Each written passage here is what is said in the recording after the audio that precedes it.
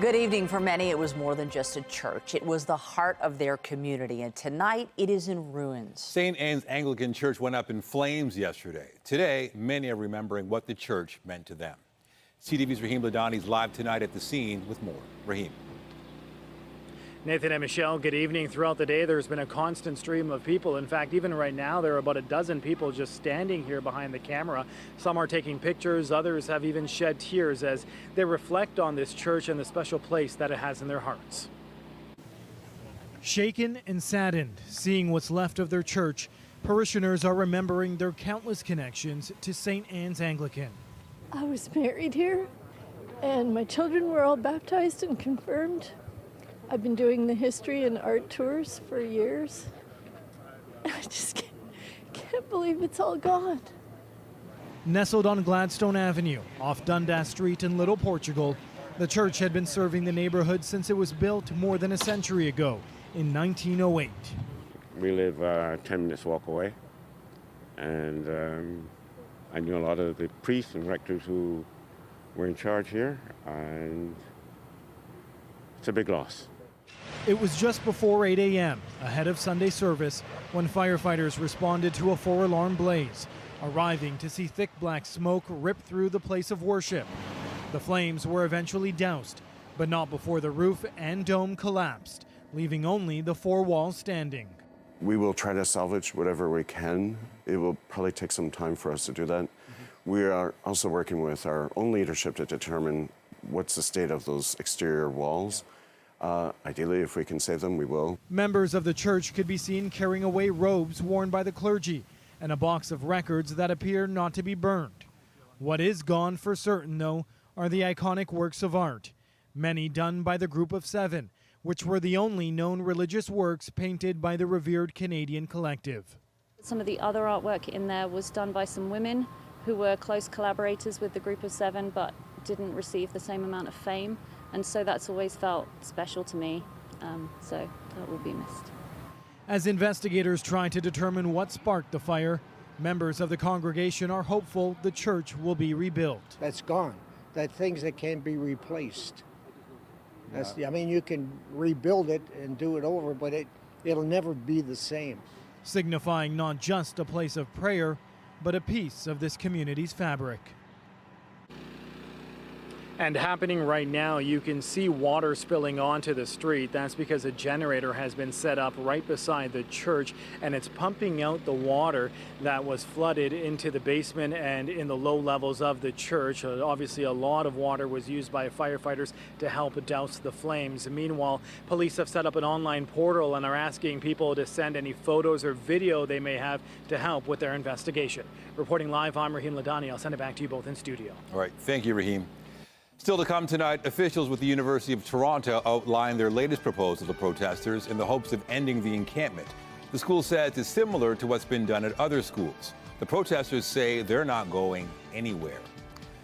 But first, it is by-election day in Mississauga. Voters going to the polls to elect a new mayor. The seat opened up when former Mayor Bonnie Crombie resigned to lead the Ontario Liberal Party. There are 20 candidates vying for the top job. CTV News and CP24 have the race covered from all angles with reporters and crews live tonight at the campaign headquarters for the frontrunners. And CTV's Sean Leathong is live at Mississauga City Hall with the latest. Sean.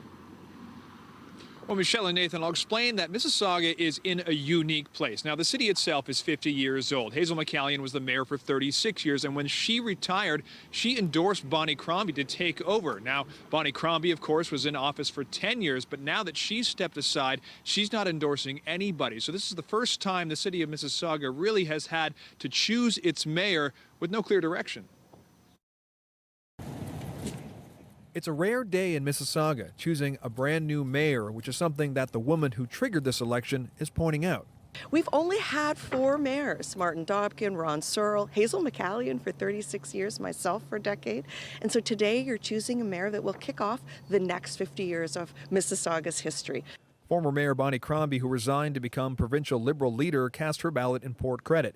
She's not endorsing a particular candidate, but Crombie is urging the public to get out and vote and have their say. Because in municipal elections, the turnout is notoriously low. It was less than 22% in the last general election. So today the message is, please get out and vote.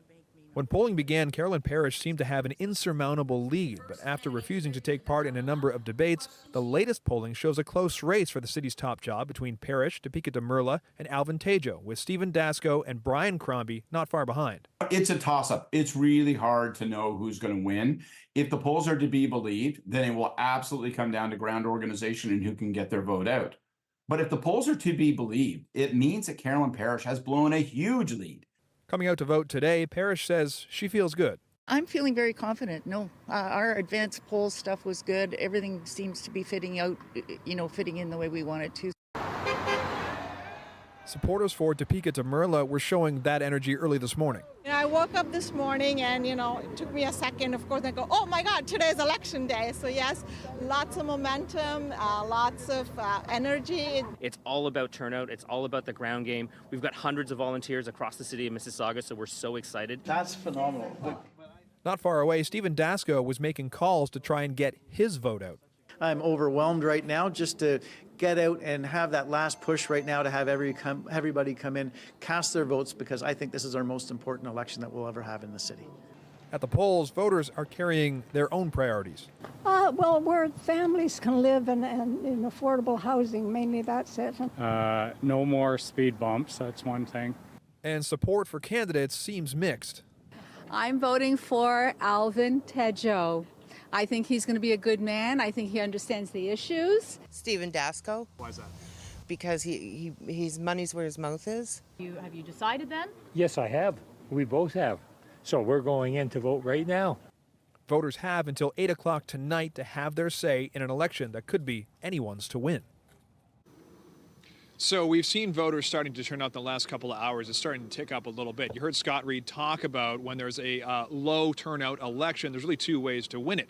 You either have name recognition, which Carolyn Parrish has had as a former member of parliament and city councillor, but if the polls are where they say they are, it really does come down to that ground game and the people that are coming here now. Reporting live, I'm Sean Leithong. I'll send it back inside.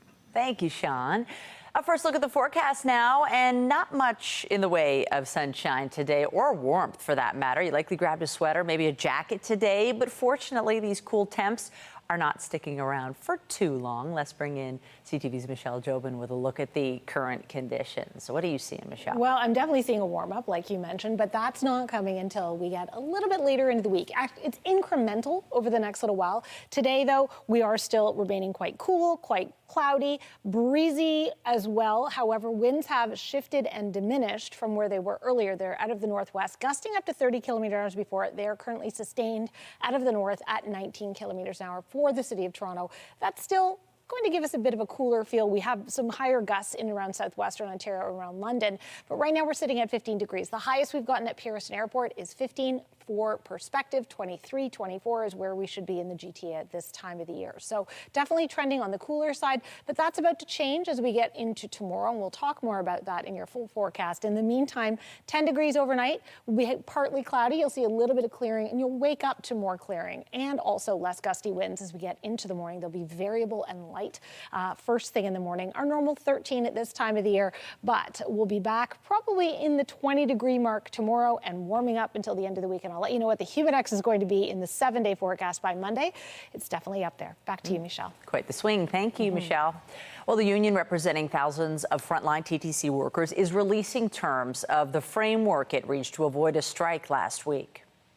ATU Local 113 says the contract proposal includes a more than 13% wage increase over 3 years. The union says it also comes with protections against contracting out and improved benefits. The tentative agreement was struck last Thursday, shortly before the deadline for a strike that would have seen more than 11,000 TTC employees walk off the job and snarl transit service. At the University of Toronto, an encampment protest continues tonight. The university has outlined its latest proposal to end the encampment, but protesters say it is not enough to get them to pack up their tents. CTV's Beth McDonnell has more. Protesters call it the People's Circle for Palestine.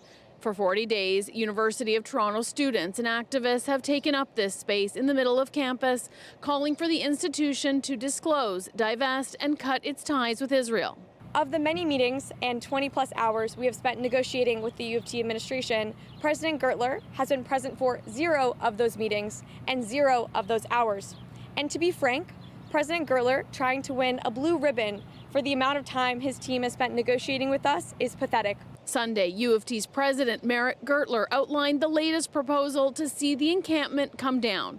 It includes an expedited process for considering protesters' demands, confirming no direct investments in companies, including any that produce armaments, maintaining it won't boycott partnerships with other universities, but will review human rights issues relevant to international partnerships, and saying the proposal we have made is commensurate with or more comprehensive than the agreements that have resolved encampments at peer institutions. Unfortunately, the encampment participants have rejected this proposal. This deal has no guaranteed outcome. There is no, if we sign this today, there is no guarantee that we are going to get divestment, that we are going to get disclosure, and that we are going to get the cutting ties. Protesters say U of T still has indirect investments, and the school is unwilling to give them transparency or power to help ensure funds are not harming Palestinians. They argue the number of people being killed in Gaza is reason to speed up their demands. That U of T has picked sides in the past, such as when it divested from South African apartheid. So why not hold Palestinians and Palestine to the same standard? While U of T has spent more than 20 hours meeting with protesters with the aim of achieving a resolution through dialogue, it has also filed an injunction which could bring police to campus and clear the encampment. The threats of police violence are always there, the threats of expulsion are there, and U of T is actively making those instead of meeting its students. Protesters say no date has been set for any further face-to-face negotiations. U of T says any claims connecting it to Israeli military action in Gaza have no basis in fact. A court is expected to hear the injunction to remove the protesters June 19th. Beth McDonnell, CTV News. Police have released more details about the 6 people arrested near yesterday's walk with Israel in the Bathurst and Shepherd area. Police say the 6 showed up at the event displaying anti-Semitic messaging that called for violence. They range in age from 22 to 75 years old and face charges including assault, inciting hatred, obstructing a peace officer, and mischief. It happened as tens of thousands of people participated in the walk to raise money for victims of terror and those struggling with mental illness and trauma. A Toronto police officer at the center of a misconduct tribunal has taken the stand in her own defense, accused of interfering with an investigation involving her nephew in a collision. Inspector Joyce Schertzer testified that she would have arrested her nephew herself if she'd believed he'd been impaired, and says she didn't visit the scene of the crash to interfere, but rather check on him. CTV's John Musselman reports. Good, how are you? The woman in this police body camera footage is Toronto Police Inspector Joyce Schertzer, a 34-year veteran of the force. She's at the scene of a single vehicle crash on Lakeshore Boulevard. She got a call from a family member that her nephew lost control of his pickup truck and slammed into a light standard. Schertzer, who happened to be working at 11 Division that Sunday, sent a patrol car to the scene. She also met with the investigating officer. It happened in May 2022. And there was a car coming, so he accelerated, and because of the slick roads, he went into the light standard. I sped up so I wouldn't hit that car. I was going too fast because he was right on the turn, and I push-tailed it right on the here. Okay. Schertzer has been charged with professional misconduct for inserting herself into an investigation to benefit a family member. The allegation is she prevented investigators from determining if alcohol was a factor in the crash. She has been charged under the Police Services Act. But today, Schertzer took the stand in her own defense and denied any wrongdoing. She testified her nephew did not smell of alcohol and showed no signs of impairment. Her lawyer: did you take your nephew away from the scene to interrupt the investigation? Schertzer: no, I did not. If I thought for 1 second my nephew was impaired, I would have arrested him myself. Lawyer: did you interfere with this investigation? Schertzer: no, I did not. I only attended the scene. I went there for the safety and well-being of my nephew. Inspector, since I did the on-scene investigation here, Yeah. and I determined there's no criminality, it's HTA only, I think it's fine if Calvin goes once I have his information. Yeah. Traffic service officers later demanded that Schertzer's nephew return to the crash scene. He did 3 hours later. I'm going to be honest with you, man. Straight up and blunt and honest with you. I'm concerned that you've been drinking. Prosecutors allege Schertzer going to the scene was a conflict of interest, and it also may have influenced the investigation. Schertzer will be cross-examined on her testimony. She has pleaded not guilty to all charges. John Musselman, CTV News. Lawyers for a man charged with killing a woman on a TTC bus have argued at his trial he should not be held criminally responsible for his actions. Lawyers for Tenzin Norbu say a pre-existing psychotic state rendered him incapable of fully understanding his actions back in June of 2022. It was then that 28-year-old Nima Doma was lit on fire while sitting on a bus at Kipling Station. She died 18 days later in hospital. Norbu has pleaded not guilty to a charge of first-degree murder. The father of the young man shot dead in the 2021 attack on his family's restaurant described how he briefly ran after the shooter, even though he had also just been shot in the chest. As CTV's John Woodward reports, he had no idea why his restaurant, Chickenland in Mississauga, had been targeted. The Crown says it was a plot with ties to terrorism. In the moments before a gunman fired 7 shots into the family-owned Chickenland restaurant, it was a regular night, testified the restaurant's owner, Jihad Akl. And then a man in a COVID-19 mask and a hoodie pulled tight burst in, he recalled. I heard something, a pop, pop, pop. I didn't know what it was. I didn't think it was anything. Then I saw a man come in pointing a gun. He shot my driver. He shot my son in the front. Then he shot me. Then I saw my wife on the ground crying. I went out to see the guy, just to see what's happened. I just wanted to know what happened. But Akl testified he couldn't catch the shooter, who the court has heard rushed towards a waiting car, then jumped in the trunk before it sped away. Akl said he flagged down a delivery driver and asked him to call 911 and then returned to a bloody scene in the restaurant. His 25-year-old son, Naeem Akl, lay dying. He said, I started screaming his name, Naeem, Naeem, Naeem. But the Crown has alleged it was Anand Nath working with Suleiman Raza and Nakash Abbasi to kill Naeem Akl, who worked with them briefly at a Mississauga warehouse business named TrialLink. Welcome to TrialLink. Akl had discovered that TrialLink was raising funds for an ISIS-linked training camp in Pakistan, another witness has said, and Akl was going to blow the whistle, though defense lawyers have disputed his account. A pathologist also testified, saying Akl was hit with 2 bullets to the head, either of which could have been fatal, and that he died within seconds. The court has heard that Nath told a friend that he did this at Abbasi's urging. He believed it would help him enter heaven. After the murder, Nath fled to Montreal, where he was arrested and flown back to Toronto. The Crown's case nearly over as the defense readies its own arguments as the trial continues. John Woodward, CTV News. A man was rescued from a ravine in Mississauga this morning. The CTV News chopper caught the moment emergency crews were able to bring the man up to safety. Paramedics say they received the call at around 6:30 this morning from a man who needed help at Riverwood Conservancy Park. He said he was under the bridge near Burnhamthorpe and Mississauga Road. His injuries appear to be serious.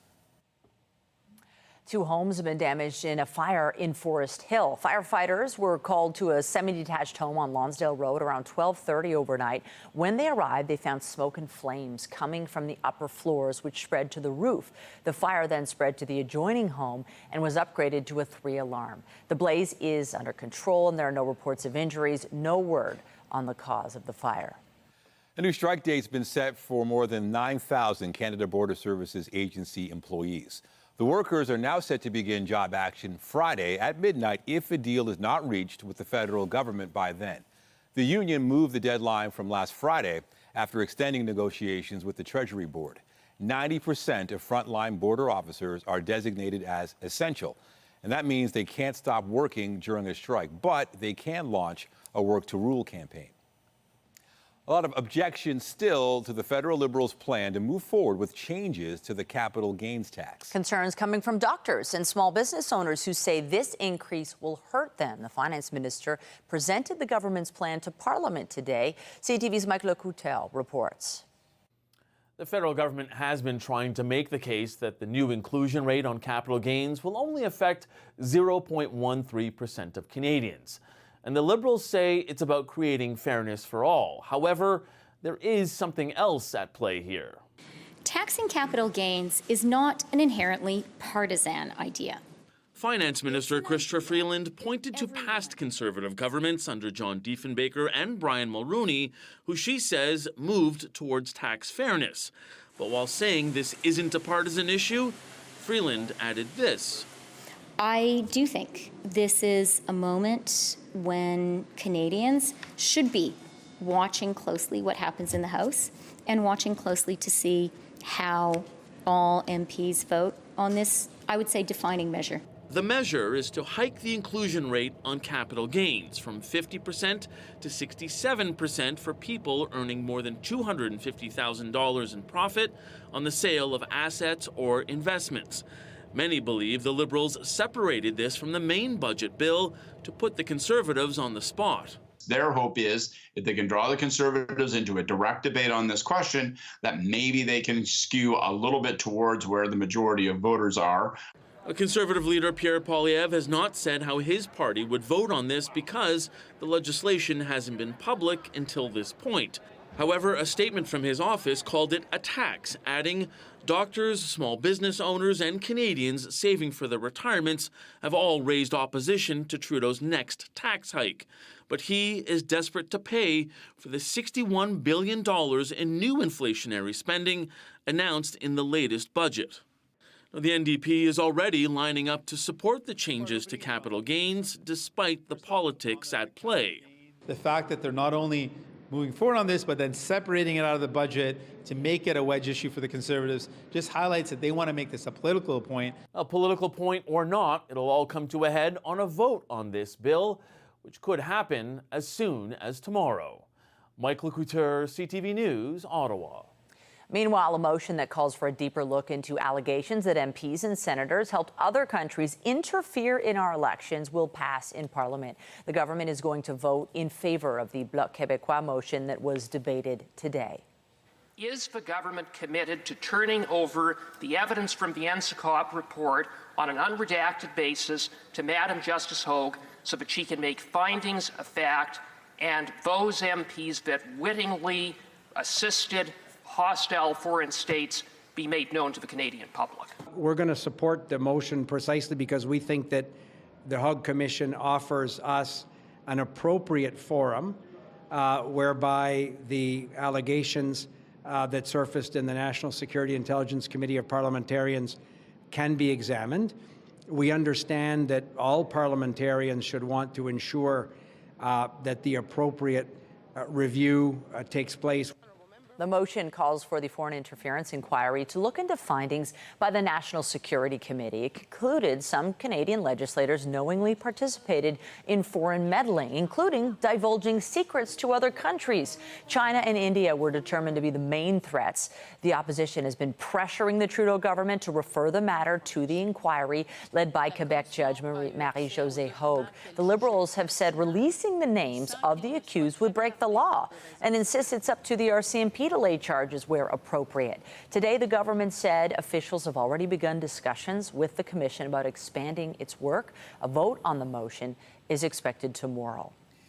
In New York, the UN Security Council adopted a U.S. resolution backing a ceasefire proposal introduced by Joe Biden 10 days ago. This deal would bring hostages home, ensure Israel's security, enable a surge of humanitarian relief and essential services, including water and electricity, medical facilities, and rubble removal to Palestinian civilians in Gaza, and set the stage for a political settlement that provides a better future for Israelis and Palestinians alike. 14 council members voted in favor while Russia abstained. The U.S. finalized its text yesterday after 6 days of negotiations among the council. The proposal outlined by the American president calls for a truce in stages, eventually leading to a permanent end to the conflict. But Hamas and Islamic Jihad said today they're sticking to their demands for an end to the war and a full Israeli withdrawal. Yesterday, Israel insisted it is committed to total victory. In March, the council demanded an immediate ceasefire and unconditional release of all hostages held by Hamas. The U.S. Secretary of State returned to the Middle East today, pushing for approval of that ceasefire proposal. And Antony Blinken had this message for Arab leaders. If you want a ceasefire, press Hamas to say yes. If you want to alleviate the terrible suffering of Palestinians in Gaza, press Hamas to say yes. If you want to get all the hostages home, press Hamas to say yes. Hamas says Blinken's comments were an example of bias toward Israel. America's top met with the Israeli Prime Minister today, emphasizing the importance of preventing the conflict from spreading and the need for a post-war plan in Gaza. Blinken also met with Egypt's president earlier in the day. In Calgary, residents are being urged to continue water conservation efforts as crews work to fix a burst water main. While you used, again, preliminary figure 457 million liters, the supply that we had available is 620 million liters. That's as of this morning. This is a comparison to yesterday, where the use was 440 million liters and the availability was 626 million liters. So you can see that you're using much less than what we have in the supply. Please keep this up. The water supply to thousands of homes was disrupted last Wednesday. Crews managed to clear enough water to access the site on the weekend, but repairs are expected to take days. Water has been restored to Calgary, but officials say the supply is still limited. People are being asked to continue limiting shower times and the use of dishwashers, among other measures. In Ohio, a worker managed to escape unscathed after his truck fell into a sinkhole today. This happened in the Akron suburb of Fair Lawn. The driver of a public works vehicle is fine after climbing out of a big crater. Crews were eventually able to lift the truck out of the sinkhole and tow it away. The man was responding to a water main break when the ground gave way. No word yet on what caused the water main break or how long the repairs will take. Streets in the area were closed while crews investigated. Coming up, overflowing with inmates in Ontario is expanding jails, adding more beds as it grapples with institutions that are over capacity. A window into the woes in corrections in moments. Well, it's still allergy season for many of us, so let's take a look at the pollen report heading into Tuesday. In terms of what pollen will be high for spruce and pine, moderate for grasses, low for cattail, and then we are looking at a return to the warmth as we get into the week. I'll have those details coming up, and stay with us. We've got another full night of great shows for you right here on CTV.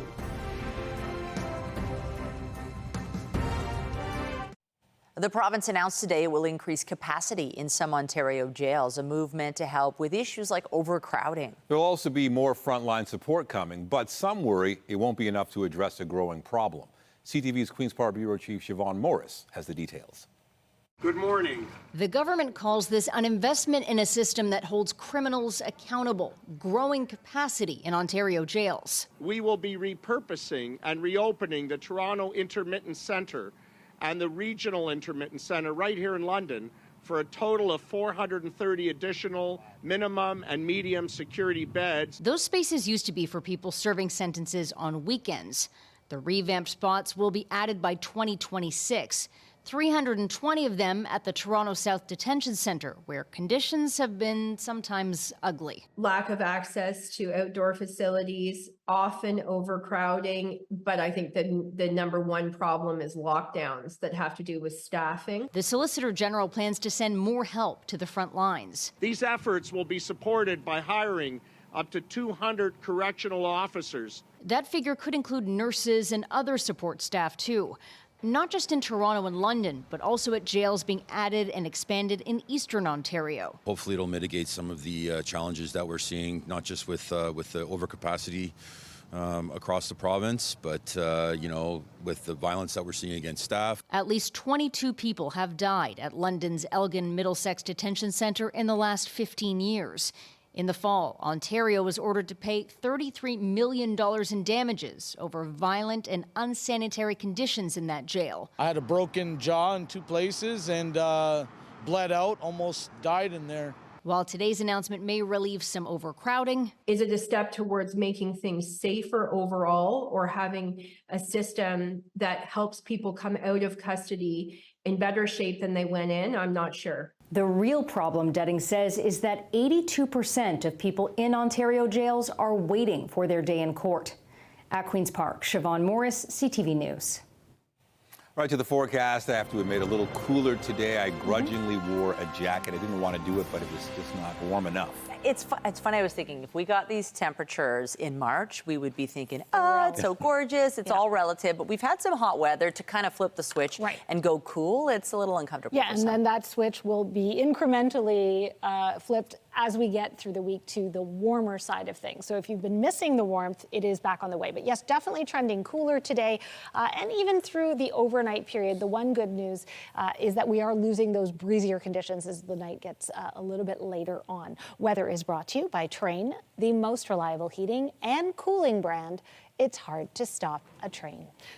So let's take a live look outside, and you can see, yes, still mostly cloudy. That has been the way things have played out through the day today. Spotty showers at times, mostly earlier in the morning, but they have been popping up here and there. It is really all about the cloud cover, the wind direction, and the temperature, as we've been trending 5 to 6 degrees, if not a little bit more, below what our normals are at this time of the year. So right now we're sitting at 15 at Pearson Airport. We did get up to a high of 16 today. For perspective, normal at this time of the year is 24. So definitely on the chilly side, and those winds out of the northwest exacerbated things. I would say we're gusting up over 30 kilometers an hour in the Toronto area. They have subsided and shifted a little bit right now. We're hanging on to a lot of cloud cover.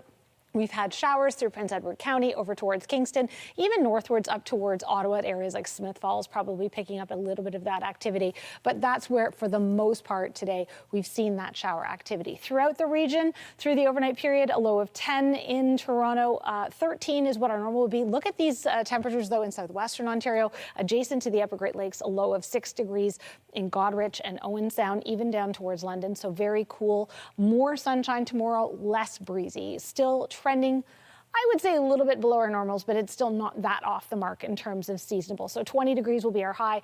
20 really for most communities across the board, 21 in London. So that twist of low pressure off to the east of us. We've had this trough line in place today that's really helped to keep things quite unsettled. It's going to move off as well. High pressure sliding into place. That starts to bring us a little bit more sunshine, and we start to tap into more warmth and more humidity as we get later into the week. So showing you on forecast radar, we've got some cloudy periods really for the next couple of days here and there. They're diminishing into the day tomorrow.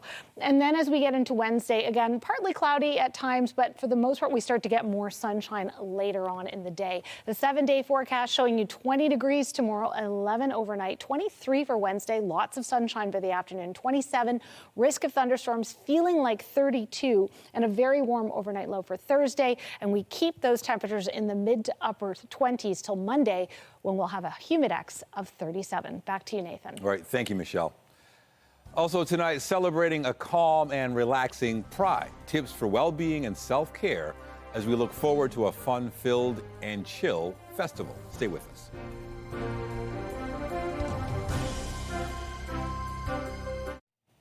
It is a sign of tough economic times. 1 in 5 Canadians say either they or someone they know has used a food bank in the past year. And as CTV's Sarah Plowman reports, a new national survey sheds light on just how prevalent the issue of food insecurity is in this country. People in line can tell you what's in their bank account. I have about $8. I've got about negative $15 in my account right now. Rent, bills, groceries, even with a job, prices are dragging them down. The food bank lifts them up. There was no real need of it before, but now things are getting a little bit too dire. A survey by Nanos Research found 1 in 5 Canadians say they or someone they know used a food bank in the past year. 2% of those surveyed say they went to a food bank. Twice as many said it was a family member. More than 10% said it was a friend.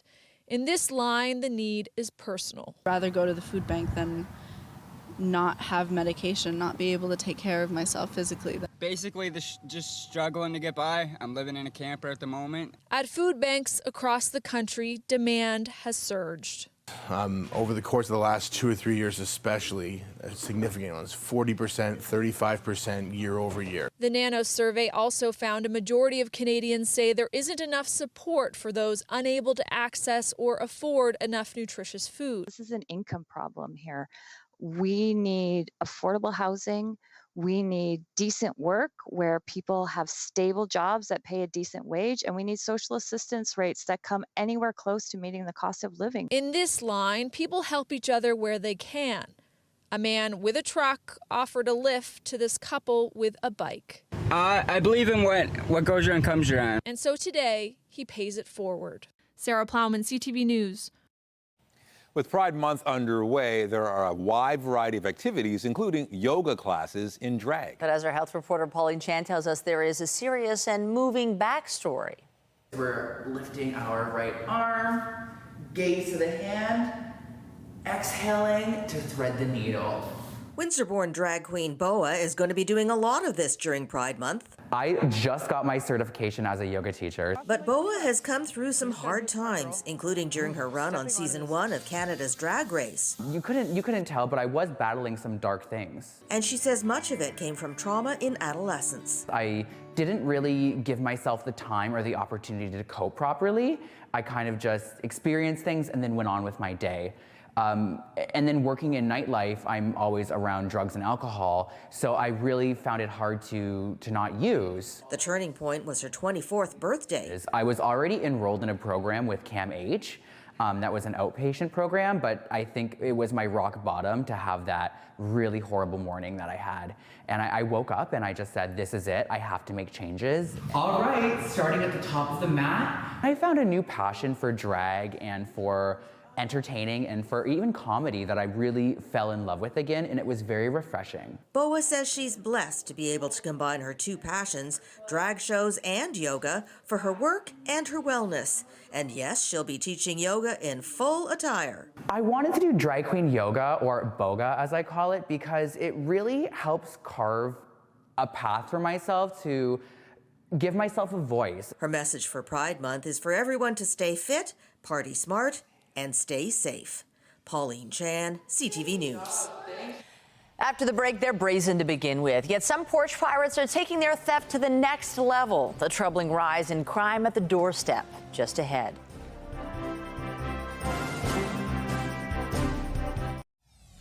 I was married here, and my children were all baptized and confirmed.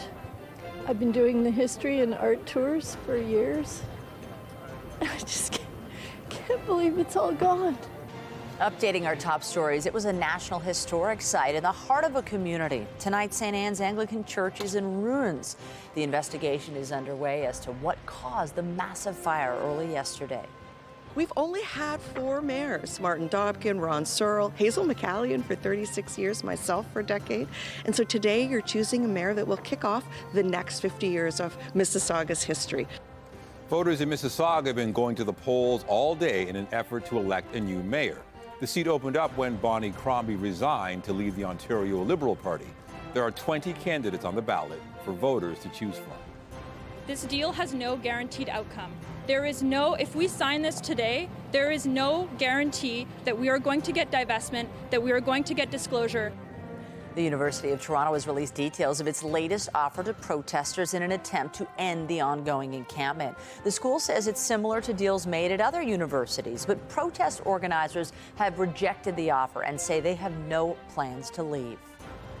Remember to keep up to date day and night through our website, ctvnewstoronto.ca, and by downloading the CTV News app. And if you have a news tip, photos, or video of breaking news, let us know. Well, Apple is holding its annual Worldwide Developers Conference, unveiling its latest products and upgrades that are on the way. Now you can just paste type text into a handwritten note, and it will appear in your own style. Spell check works just as you would expect and fixes mistakes in line. When you decide you need to add... Today, the company introduced new tools for its iPhone operating system, iPad, and mobile and desktop computing lineup. There are also a few changes coming to the software that powers Apple's Vision Pro Mixed Reality headset. The news is expected to be the beginning of the company's move into generative artificial intelligence. And investors in Apple are so far reacting cautiously to the company's plan to catch up in AI. Andrew Bellabian on Bloomberg brings us the latest in business. Hello there. Apple shares slipped 2% after the tech giant unveiled Apple Intelligence, its term for new AI features on devices such as the iPhone and Mac. The company says innovations include getting apps to give instructions to each other and also letting users interact more naturally with Siri, its AI-driven assistant. New tools will be supported by OpenAI's ChatGPT, the chatbot and virtual assistant. The Canadian dollar traded near a 5-week low today after last week's interest rate cut by the Bank of Canada. One loonie fetched about 72.7 US cents. However, Canadian consumers appear to be feeling better about their prospects. The Bloomberg Nanos Canadian Consumer Confidence Index rose to the highest since May 2022. However, views remain far bleaker than the average over the data's history, going back to 2008. And finally, if corporate CEOs and boards hope to kick back and relax this summer, outspoken investor Elliott Investment Management has other ideas. Elliott, founded by billionaire Paul Singer, has unveiled 7 stakes in companies around the world since April. The hedge fund often pushes for change at target companies. The latest is Southwest Airlines, where Elliott wants management replaced after underperformance by the shares. On the markets, the Canadian dollar traded at 72.66 US cents, up a tiny fraction. WTI oil, the North American benchmark, was at $77.33, up $2.11. Our latest quote for Western Canadian Select oil is $62.14, up 14 cents. And the TSX Composite ended at 22,069.76, up just under 63 points. That's the latest in business. I'm Andrew Bell of BNN Bloomberg. The Business Report is brought to you by Canadian Western Bank, the bank built for business. It might be a new low when it comes to porch pirates, those who steal packages off of people's doorsteps. In the U.S., doorbell cameras caught the moment a delivery man dropped off a parcel only to see it snatched right out from under him. CTV's Heather Butts has the story. Porch pirates snapping packages in broad daylight, often captured on camera. It's not new, something consumers are contending with in a world of online shopping and home deliveries. But then there's this, the latest wave of package theft leaving homeowners stunned by just how bold those porch pirates are. A brazen theft this week in Columbus, Ohio. A FedEx driver had just arrived with a delivery. He'd barely finished knocking on the door when from behind, a thief runs up and snags the package, taking off down the driveway. The FedEx worker in shock. The thief made off with a brand new Apple Watch belonging to Kyle Dorsch. I was shocked. I mean, I thought maybe it was a joke at first. I just feel bad. It's a lot of people, including ourselves, who work hard to get the things we have, and for them just to be taken. Suburban neighborhoods like Montreal West, known for its large porches, have become big targets for thieves, with police now dealing with a new trend of porch pirates dressed as delivery drivers. Amazon tells CTV News, while the vast majority of deliveries make it to customers without issue, we recognize that unfortunately there are bad actors who wear Amazon-branded or look-alike apparel to commit package theft. A recent FedEx survey finds porch thefts are on the rise in Canada. According to the results, 1 in 4 Canadians have had a package stolen. Professor Ben Stickle studies the phenomena and isn't surprised by the numbers. The volume of things that we're receiving in our home is higher than it's ever been, and the value of what we're getting shipped to us is also increasing. Think about phones, computers, jewelry, things of that nature. And then on top of that, this is a very low skill crime. You need almost no skill to actually walk up and take a package. His advice, schedule your deliveries, have them sent to a neighbor, or install a front porch delivery locker system. Heather Butts, CTV News, Toronto. Just ahead, a train enthusiast's dream come true. A young rider with a passion for transit gets the chance to make a special announcement. News at 6 podcast is available as a download every weeknight. And a special shout out to those of you listening to the newscast live on News Talk 1010. Get Toronto's top stories, breaking news alerts, and watch live. Download the CTV News app. Finally, tonight, GO train riders were treated to a special announcement over the weekend. Attention all passengers in coach 257. Coach 257 will not open at Maple. That young man is Nico, his mother posted the video on social media, thanking GO Transit operators for, quote, making her son's dream come true. Apparently, Nico has been playing transit simulators for the past several months and takes his roots very seriously.